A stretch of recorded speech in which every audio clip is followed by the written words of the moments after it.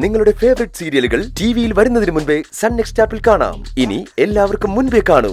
ഇപ്പോൾ തന്നെ sun next app download ചെയ്ത് സബ്സ്ക്രൈബ് ചെയ്യൂ.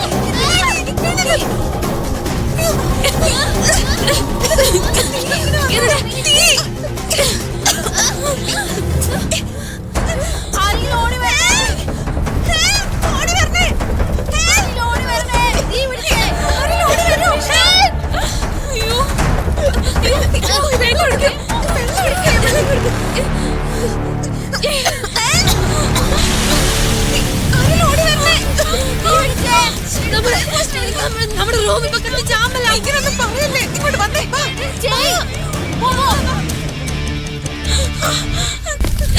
വേഗം തുറക്ക്.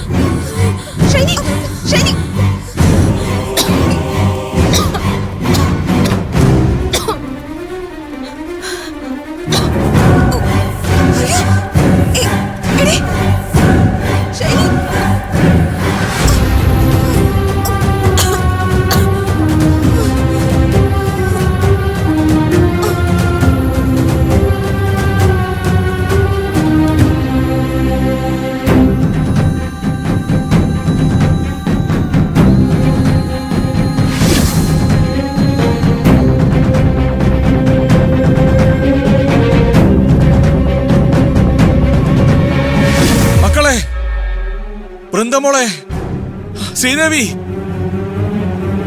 ശ്രീദേവി,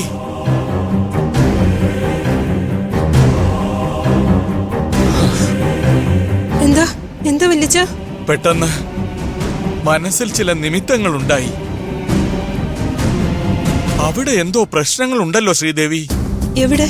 അവിടെ വൃന്ദയും കൂട്ടരും താമസിക്കുന്ന ഹോസ്റ്റലില് എന്തോ ചില പ്രശ്നങ്ങളുണ്ട്. എന്താ ഇപ്പോ പുതിയ പ്രശ്നം?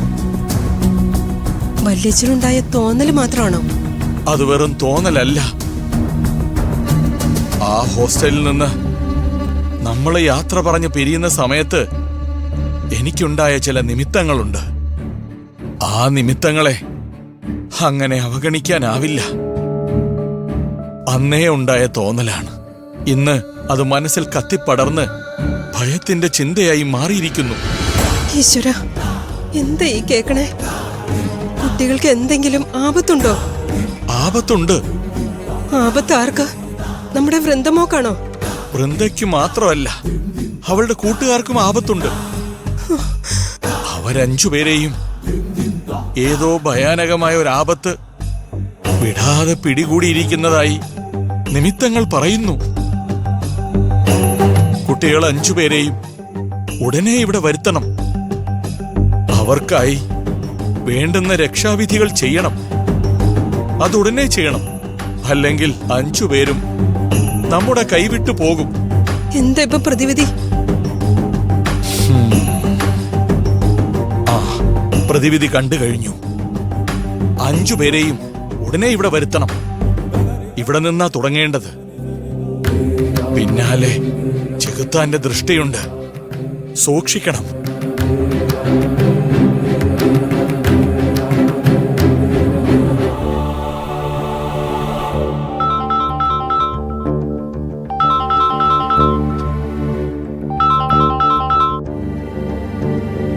ഹലോ, ഹോസ്റ്റൽ വാർഡനാണോ? അതെ, വാർഡനാണ്. ഞാൻ വൃന്ദയുടെ മുത്തച്ഛനാ. അവിടെ എല്ലാവരും സുഖമായിരിക്കുന്നോ? എല്ലാവരും സുഖായിരിക്കുന്നു. വൃന്ദയുടെ മുത്തച്ഛൻ വിളിക്കുമ്പോ പ്രത്യേകിച്ചൊരു കാര്യം ചോദിക്കണമെന്ന് വിചാരിച്ചിരിക്കുകയായിരുന്നു. എന്താണത്? അന്നിവിടെ വന്നു പോകുമ്പോ ഈ ഹോസ്റ്റലിനെ ഇരട്ടത്താഴിട്ട് പൂട്ടണമെന്ന് പറഞ്ഞത് മനസ്സിലായില്ല. ചില കാരണങ്ങൾ ഊഹിച്ചു പറയുമ്പോ അതിനു പിന്നിലെ സത്യം ഇവരെ പറഞ്ഞു മനസ്സിലാക്കാൻ ബുദ്ധിമുട്ടായിരിക്കും. അത് അനാവശ്യ സംശയങ്ങൾക്ക് വഴിവെച്ചേക്കാം. ബോധ്യപ്പെടുത്താൻ കഴിയാത്തത് വിളിച്ചു പറയാൻ പാടില്ലല്ലോ. ഹലോ, അല്ല, വൃന്ദയുടെ മുത്തച്ഛൻ കേൾക്കുന്നുണ്ടോ? ഒരു മറുപടി പറഞ്ഞില്ല.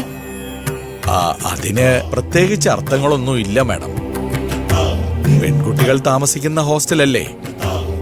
നിലവിലുള്ള സുരക്ഷ അല്പം കൂട്ടിയാലും തരക്കേടില്ല. അതാണ് അന്ന് ഞാൻ ഉദ്ദേശിച്ചത്. ഞാനിപ്പോ മാഡത്തെ വിളിച്ചത് മറ്റൊരു സുപ്രധാന കാര്യം പറയാനാണ്. എന്താ കാര്യം? ആരെ വന്ന ലിസ്റ്റ് പ്രകാരമുള്ള എല്ലാ സാധനവും വാങ്ങിച്ചല്ലോ. നോക്കട്ടെ. ഓൾമോസ്റ്റ് അവൻ പറഞ്ഞതെല്ലാം വാങ്ങിച്ചിട്ടുണ്ട്. ഇനിയേ വല്ലത് മിസ്സായിട്ടുണ്ടെങ്കിൽ വാങ്ങാൻ നടന്ന സമയം കളയണ്ട. നേരെ ഹോസ്റ്റലിലേക്ക് പോണം. ലേറ്റ് ആവും. ആരവ 2 ദിവസമായിട്ട് നമ്മളെ നല്ല പോലെ ബുദ്ധിമുട്ടിക്കുന്നു. അവനെ ഇന്ന് നമ്മൾ കണ്ടുമുട്ടിയോ അന്ന് തൊട്ട് അവൻ നമ്മളെ ബുദ്ധിമുട്ടിക്കുന്നുണ്ട്. എത്ര തവണയാ നമ്മുടെ ഹോസ്റ്റലിൽ വെച്ച് അവൻ പിടിക്കപ്പെടുന്ന സാഹചര്യം ഉണ്ടായത്. പാവാരം നമ്മുടെ ഹോസ്റ്റലിലായതുകൊണ്ട് മാത്രം ഇപ്പോഴും അവൻ രക്ഷപ്പെട്ടു പോകുന്നത്. അവനെ അത്ര പാവൊന്നും അല്ല. കാലിന്റെ പ്രശ്നം പറഞ്ഞ് അവൻ നമ്മളെ കൊണ്ട് എന്തെല്ലാം ചെയ്യിക്കുന്നത്. അത് പിന്നെ ഇങ്ങനൊരു സാഹചര്യം ആയതുകൊണ്ട് നമ്മളങ്ങ് സഹിക്കുമല്ലേ. ആരും കാണാതെ 2 ദിവസം ഇങ്ങനെ അങ്ങ് കടന്നുപോയി. ഒരാഴ്ച ഒന്ന് കഴിയട്ടെ, നമുക്ക് അവനെ പാക്ക് ചെയ്യാം. കിരണേ, അവന്റെ കാര്യത്തിൽ എനിക്ക് നല്ല ടെൻഷൻ ഉണ്ട്. നിനക്ക് എന്താ പ്രശ്നം? ഒരാഴ്ച കഴിഞ്ഞ് നമ്മൾ ആരവിനെ ഇറക്കി വിടുമ്പോ അവനെ പോലീസ് പിടിച്ചാൽ എന്ത് ചെയ്യും? അവൻ ജയിലിൽ പോയി കിടക്കേണ്ടി വരും. ഇത്രയും കാലം അവൻ എവിടെയായിരുന്നെന്ന് അവന് പറയേണ്ടി വരില്ലേ? ആ ഉത്തരം നമ്മളും നമ്മുടെ ഹോസ്റ്റലുമായ എന്ത് ചെയ്യും? എന്നാ നമ്മളെല്ലാവരും കുഴപ്പത്തിലാവും. അവൻ നമ്മളെ ചതിക്കൂ? പറയാൻ പറ്റില്ല. ഇപ്പൊ തന്നെ അവന്റെ കാര്യങ്ങൾ നടക്കാൻ വേണ്ടി അവൻ പല അടവുകളും പ്രയോഗിക്കുന്നുണ്ട്. നമ്മളെ അവൻ സെർവന്റിനെ പോലെ കാണുന്നത്. ഇതൊന്നും അംഗീകരിച്ചു കൊടുക്കാൻ പറ്റത്തില്ല. അവനെ ഇറക്കി വിട്ടാലേ പോലീസ് പിടിക്കുമെന്ന് പേടിച്ച് ഇറക്കി വിടാതിരിക്കാനും പറ്റത്തില്ലല്ലോ. ആരവെന്ന കുരുക്കി നിന്ന് നമുക്ക് റിലീസ് ആയേ പറ്റൂ. നിങ്ങൾ ആരെങ്കിലും ആരവനെ ശരിക്കും പഠിച്ചിട്ടുണ്ടോ? പഠിക്കുന്ന പുസ്തകം നോക്കാനേ സമയം കിട്ടുന്നില്ല. പിന്നെയാണോ ആരവനെ പഠിക്കുന്നത്?